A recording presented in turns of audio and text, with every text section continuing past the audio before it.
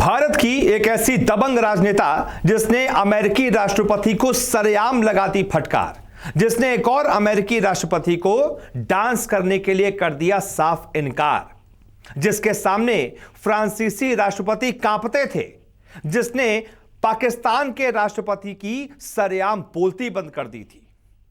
आज अनसुनी कहानियों के इस एपिसोड में बात हिंदुस्तान की आयरन लेडी इंदिरा गांधी की। मार्च 1966 भारत का प्रधानमंत्री बनने के बाद इंदिरा गांधी पहली बार अमेरिका के दौरे पर पहुंची। यात्रा के दौरान इंदिरा गांधी के सम्मान में व्हाइट हाउस में डिनर का आयोजन किया गया। अमेरिकी राष्ट्रपति लिंडन जॉनसन ने इंदिरा गांधी को डांस फ्लोर पर डांस के लिए बुलाया। दरअसल इंदिरा गांधी अपने छात्र जीवन में बॉल डांस किया करती थी, लेकिन अमेरिकी राष्ट्रपति को उन्होंने साफ शब्दों में डांस करने से मना कर दिया। अमेरिकी राष्ट्रपति जॉनसन से डांस के लिए मना करते हुए इंदिरा गांधी ने कहा कि भारतवासियों को यह पसंद नहीं आएगा कि उनके प्रधानमंत्री बॉल रूम में डांस करें। खुद को महिला प्रधानमंत्री बुलाने से चिढ़ने वाली इंदिरा गांधी के बारे में जर्मनी के चांसलर हेलमुट ने जून पॉलिटिकॉन शब्द का इस्तेमाल किया था, जिसका अर्थ कोई स्त्री या पुरुष पहचान नहीं होता है। इंदिरा गांधी अपने बारे में कहती थी, मैं काम करते समय अपने आप को महिला नहीं समझती। चलिए इंदिरा गांधी के पहले अमेरिकी दौरे का जिक्र करते हैं।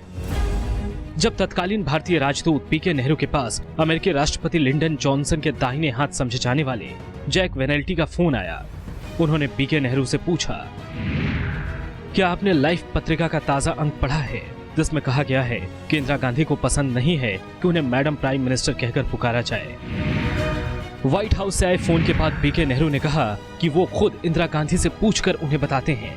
इसके बाद जब उन्होंने इंदिरा गांधी को बताया कि फोन किस लिए आया था, तब इंदिरा गांधी ने हंसते हुए कहा, राष्ट्रपति जॉनसन अगर चाहें तो उन्हें सीधे प्रधानमंत्री कहकर बुला सकते हैं। अगर वो मुझे मिस्टर प्राइम मिनिस्टर कहें तब भी चलेगा, नहीं तो उनसे कह दीजिएगा कि मेरे मंत्रिमंडल के साथी मुझे सर कहकर भी बुलाते हैं। आयरन लेडी के नाम से मशहूर इंदिरा गांधी ने पहली बार जिद पकड़ी तो वे व्हाइट हाउस की रात्रि भोज में नहीं पहुंची। चलिए आपको बताते हैं कि आखिर इंदिरा गांधी व्हाइट हाउस के डिनर प्रोग्राम में क्यों नहीं पहुंची। बात 1970 की है। इंदिरा गांधी संयुक्त राष्ट्र के 25वें सम्मेलन में भाग लेने न्यूयॉर्क पहुंची थी। कई देशों के राष्ट्राध्यक्ष भी न्यूयॉर्क पहुंचे थे। अखबारों के जरिए इंदिरा गांधी को पता चला कि अमेरिकी राष्ट्रपति रिचर्ड निक्सन ने सभी राष्ट्राध्यक्षों को व्हाइट हाउस में डिनर पर बुलाया है। उस वक्त अमेरिका में भारत के राजदूत लक्ष्मीकांत झा ने प्रधानमंत्री इंदिरा गांधी से पूछा, आप राष्ट्रपति निक्सन के रात्रि भोज में शामिल होने वॉशिंगटन कब पहुंच रही हैं? इसके बाद इंदिरा गांधी ने ये कहकर डिनर में जाने से मना कर दिया कि उन्हें आमंत्रित नहीं किया गया है। लक्ष्मीकांत झा उन्हें समझाने लगे और कहने लगे कि अगर वो व्हाइट हाउस के डिनर में नहीं जाएंगी तो गलत संदेश जाएगा। इसके बाद इंदिरा गांधी ने अपने चिर परिचित अंदाज में जवाब दिया, अगर राष्ट्रपति निक्सन चाहते तो मुझे दिल्ली में अमेरिकी राजदूत के जरिए भोज का औपचारिक निमंत्रण भिजवा सकते थे। लाख समझाने पर भी इंदिरा गांधी अपने फैसले पर अडिग रहीं और डिनर में नहीं गईं। बतौर प्रधानमंत्री इंदिरा गांधी ने दुनिया के कई बड़े नेताओं की सोच बदलने को मजबूर कर दिया। 1970 की बात है। उस वक्त चार्ल्स डी गॉल फ्रांस के राष्ट्रपति हुआ करते थे। वो राजनीति में महिलाओं के भाग लेने के पक्षधर नहीं थे। अमेरिका जाते वक्त इंदिरा गांधी पेरिस में रुक गईं। फ्रांसीसी राष्ट्रपति ने इंदिरा गांधी के सम्मान में डिनर का आयोजन किया। डिनर के दौरान डी गॉल ने इंदिरा गांधी को परखने की कोशिश की। उन्होंने इंदिरा गांधी से फ्रेंच में बात करनी शुरू की, जिसके बाद इंदिरा ने फराटेदार फ्रेंच बोलना शुरू कर दिया तो फ्रांसीसी राष्ट्रपति के होश उड़ गए।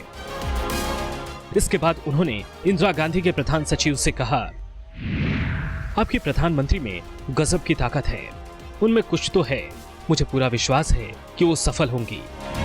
एक बार इंदिरा गांधी की तारीफ करते हुए डी गॉल ने कहा था कि उनके नाजुक कंधों पर भारत का भार है, लेकिन उनके कंधे भार से झुके नहीं हैं।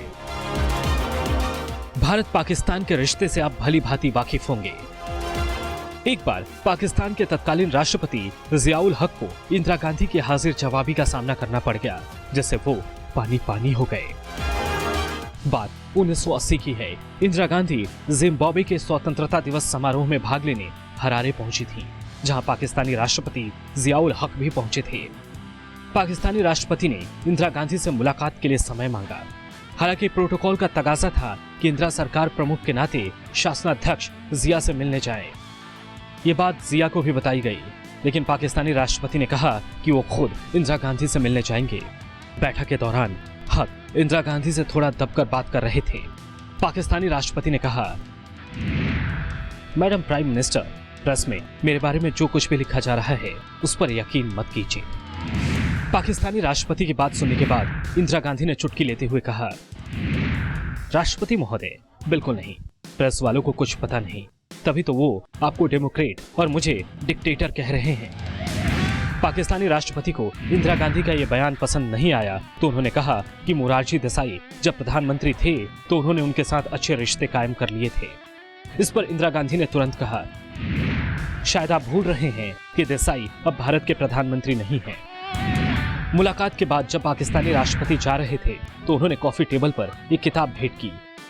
हक के जाने के बाद इंदिरा गांधी ने किताब खोली तो उनका पारा चढ़ गया। दरअसल उस किताब में पूरे कश्मीर को पाकिस्तान का हिस्सा दिखाया गया था। इंदिरा ने तुरंत आदेश दिया कि इस किताब को पाकिस्तान के विदेश मंत्रालय को तत्काल लौटा दिया जाए। सियासत में समर्पित इंदिरा गांधी का कुछ नेताओं के साथ पारिवारिक रिश्ते रहे। अपने राजनीतिक विरोधी मोरारजी देसाई का इंदिरा बेहद सम्मान करती थी और उन्हें भाई मानती थी। वो उन्हें हमेशा मोरारजी भाई कहकर पुकारती थी। इसके अलावा जगजीवन राम को बाबूजी बुलाती थी। इतना ही नहीं, अपने साथ काम करने वाले अधिकारियों कर्मचारियों का भी विशेष ध्यान रखती थी। प्रधानमंत्री कार्यालय में संयुक्त सचिव रहे बीएन टंडन कई मौकों पर इंदिरा गांधी के काम करने के तरीकों की आलोचना कर चुके थे, लेकिन जब वो बीमार पड़े तो इंदिरा गांधी अपने निजी चिकित्सक को टंडन के इलाज के लिए भेजा। चलिए एक और किस्सा आपको बताते हैं। इंदिरा गांधी अपने कर्मचारियों के बारे में कितनी सोचती थी। जब भी इंदिरा विदेश दौरे पर जाती तो अपने साथ रहने वाले संसद सदस्य आर.के. धवन के लिए सिगरेट लाना नहीं भूलती थी, क्योंकि उन्हें पता था कि धवन को विदेशी सिगरेट खूब पसंद है। इंदिरा गांधी जितना अपने करीबी लोगों का ख्याल रखती थी उतना ही ख्याल खुद का भी रखती थी। इंदिरा रोज सुबह 6 बजे उठती और योगा करने के बाद सर्दी के मौसम में भी ठंडे पानी से नहाती थी। 8 बजे तक वो तैयार होकर बाकी कामों में जुट जाती थी। चलिए अब आपको बताते हैं कि भारत के सबसे ताकतवर प्रधानमंत्रियों में से एक इंदिरा गांधी क्या खाना पसंद करती थी। इंदिरा के सोशल सेक्रेटरी रही उषा भगत के मुताबिक इंदिरा बहुत कम खाना खाती थी। सुबह नाश्ते में वो मिल्क की कॉफी, शहद लगा हुआ थोड़ा जला टोस्ट और एक फल खाया करती थी। दोपहर में साधारण खाना खाती थी। उनकी पूरी कोशिश होती थी कि वो परिवार के साथ ही भोजन करें। रात में इंदिरा गांधी आमतौर पर मछली, अंडे या भाप में पकाई गई सब्जियां ही खाती थी। रात में इंदिरा गांधी को डाइनिंग टेबल पर खाना पसंद नहीं था। वो अपना खाना अपने कमरे में खाया करती थी। वो अपने वजन का विशेष ध्यान रखती थी, जिसके कारण भोजन के बाद उन्हें मीठा खाना पसंद नहीं था। हालांकि कभी कभी इंदिरा गांधी दिल्ली के चांदनी चौक की कचौरियां खाती थी, जिसे एक कांग्रेस नेता लाया करते थे। इंदिरा को कुल्हड़ की चाय बेहद पसंद थी। जब कभी वो ट्रेन से सफर करती तो उनकी हमेशा फरमाइश रहती कि वो कुल्हड़ वाली चाय ही पिएंगी। इंदिरा के बारे में कहा जाता है कि जीवन के अंतिम चरण में उनका झुकाव धर्म की तरफ बढ़ गया था। सियासी पंडित कहते हैं कि पहले कार्यकाल में इंदिरा ने प्रधानमंत्री पद संभालने के समय सत्यनिष्ठा की शपथ ली थी, लेकिन जब वो दूसरी बार सत्ता में आई तो धार्मिक हो चली और उन्होंने ईश्वर के नाम पर प्रधानमंत्री पद की शपथ ली। वहीं 1977 में हार के बाद उन्होंने बनारस के काशी विश्वनाथ मंदिर और संकट मोचन मंदिर में पूजा की। वहीं जब इंदिरा वैष्णो देवी के दर्शन के लिए पहुंची तो हेलीपैड से मंदिर तक 2 किलोमीटर तक की दूरी पैदल चलकर तय किया। अंबाजी मंदिर में उन्होंने पूरे 1 मिनट तक दंडवत होकर प्रार्थना की। ऐसा कहा जाता है कि संजय गांधी की मौत के बाद इंदिरा ने धार्मिक कार्यकलापों में बढ़ चढ़कर हिस्सा लेना शुरू कर दिया। इंदिरा गांधी ने ताउम्र अपने गले में रुद्राक्ष की माला पहनी। हालांकि वो सभी धर्म और संप्रदायों का सम्मान करती थी। इसे इस तरह से समझा जा सकता है कि उनके घर के पूजा घर में सभी देवताओं की मूर्ति के अलावा क्राइस्ट, गौतम बुद्ध, रामकृष्ण, परमहंस की मूर्तियां और एक शंख रखा रहता था। इंदिरा अक्सर दिल्ली के छतरपुर मंदिर जाया करती थी। धार्मिक मामलों में कमलापति त्रिपाठी इंदिरा गांधी के सबसे बड़े सलाहकार बन गए, जो उत्तर प्रदेश के मुख्यमंत्री थे। बाद में चलकर इंदिरा ने उन्हें अपने कैबिनेट में रेल मंत्री बनाया। एक बार की बात है, नवरात्रि के अवसर पर कमलापति त्रिपाठी ने इंदिरा गांधी को बालिकाओं के पैर धोकर उनका पानी पी जाने के लिए कहा। इस पर इंदिरा ने सवाल पूछा कि कहीं वो बीमार तो नहीं पड़ जाएंगी। लेकिन जब त्रिपाठी ने भरोसा दिलाया तो झिझकने के बाद विदेश में पढ़ी और फर्राटेदार फ्रेंच बोलने वाली इंदिरा गांधी ने रस्म पूरी करते हुए पूरा पानी पी लिया। इंदिरा गांधी के पहनावे में पूरब और पश्चिम का बेहतरीन समन्वय रहता था। उन्हें अन्य महिलाओं की तरह गहनों का कोई शौक नहीं था। हाथ में वो पुरुषों की तरह HMT घड़ी पहनती थी। उनके पास हैंडलूम साड़ियों का जबरदस्त संग्रह था। उन्हें चमकदार रंगों पीले, नारंगी, लाल और हरे से बेहद लगाव था। जब भी वो परेशान होती थी तो गायत्री मंत्र का जाप कर लेती थी। उनकी भारतीयता उनके कपड़ों में झलकती थी। मार्च 1982 में जब लंदन में फेस्टिवल ऑफ इंडिया का आयोजन किया गया और शुरू में राष्ट्रगान बजा तो इंदिरा गांधी की आंखें नम हो गईं। 1977 में जब इंदिरा गांधी चुनाव हारी तो उसके बाद उन्होंने उन इलाकों का रुख किया जहां लोगों के साथ अन्याय हो रहा था। इंदिरा बंगाल गईं। इसके अलावा मोरबी में बाढ़ पीड़ितों से मिलने गईं। वहीं इंदिरा ने आजमगढ़ उपचुनाव को अपनी वापसी का रास्ता चुना। आजमगढ़ से मोहसिना किदवई कांग्रेस से चुनावी मैदान में उतरी। इंदिरा ने खुद चुनाव प्रचार का जिम्मा संभाल लिया और पूरे 5 दिनों तक आजमगढ़ में रुकी। इंदिरा गांधी के आजमगढ़ पहुंचने से पहले मोहसिना ने अपने नाम से रेस्ट हाउस में कमरा बुक किया, लेकिन जब मोहसिना पहुंच गईं तो गार्ड ने कहा कमरा खाली नहीं है। बुक कमरे में मंत्री मसूद साहब रह रहे हैं। उनका हुक्म है कि कोई कमरा नहीं खोला जाए। जब मोहसिना ने बताया कि कमरा इंदिरा गांधी के लिए बुक है, उसके बाद गार्ड के पसीने छूट गए। वो दौड़ा और सारे कमरे खोल दिया। मई की कड़ी गर्मी में इंदिरा गांधी मोहसिना के लिए धुआंधार प्रचार कर रही थी।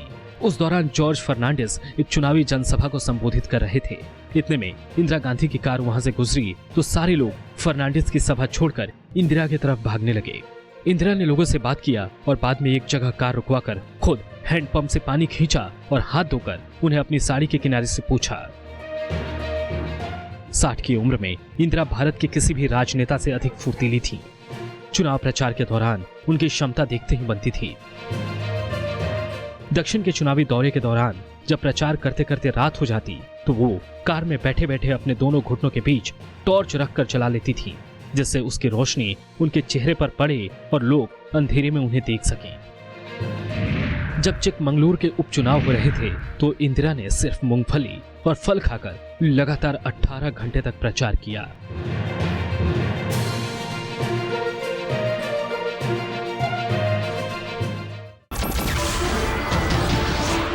नमस्कार, मैं हूं मानक गुप्ता।